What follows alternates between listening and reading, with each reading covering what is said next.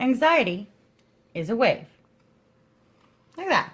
Nice little wave. So this is what anxiety looks like for all intents and purposes. The wave of anxiety. Wave, right? Now, with your anxiety, you have your resting, right? So you're in a really calm state, and this is where you end up again later, which is calm again. Because guess what? Anxiety cannot go forever. This cannot just keep doing this and this and this and this forever. It's a physical impossibility. So, knowing the theory that, I mean, essentially it has to be a wave. Eventually you have to come back down. So knowing that it's a wave, we can take a look at it a little bit differently. Now, the reason that riding the wave is so important is because every time you come through this wave and you go over the wave and you come back, it's going to lessen. So when you ride through your entire wave, each time it gets a little bit smaller and a little bit smaller until eventually the experience no longer causes you anxiety, right? Anxiety being something that our body's designed to protect us. So ideally, when you're riding this wave out, every single time you're slowly going to cut it down as your body comes to understand that no, there is no threat, therefore no reason for flight or fight, right? That's the idea. Now, what happens when we do not ride the wave, and this is the part that I'm going to show you.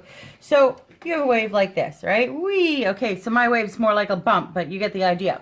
So this is your wave, this is your rest, right? This is your resting state, and this is where ultimately you're going to want to end up. Now, let's say you have problems going out to the mall. Let's just say you have troubles going out to the mall. So when you're in a rest state, you're not even thinking about it, right? Nothing is happening. You're in rest. You're not thinking about it. Right here is where your stress begins.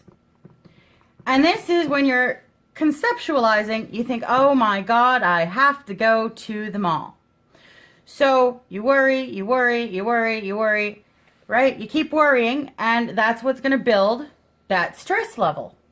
Now, if you keep going, and you go to the mall, so this is the mall here, right, being the peak of your concern.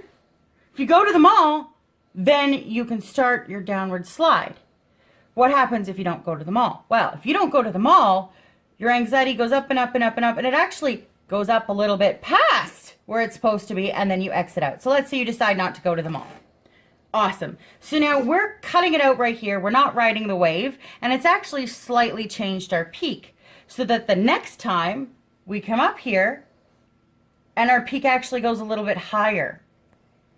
So what you're doing by taking that easy exit out is you're helping to build your anxiety so that each time that wave gets a little bit bigger and a little bit bigger. So the trick is to ride the wave, thereby reducing your responses. These are not necessarily fight or flight responses, right?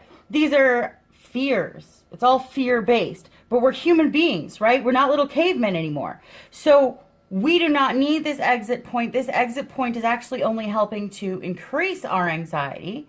And that's why what we need to do is think like the happy little surfer guy. You know, he's going to take his little surfboard and he's going to go up and he's going to ride the wave. And he's going to keep riding the wave until eventually he gets back down to the shore, right?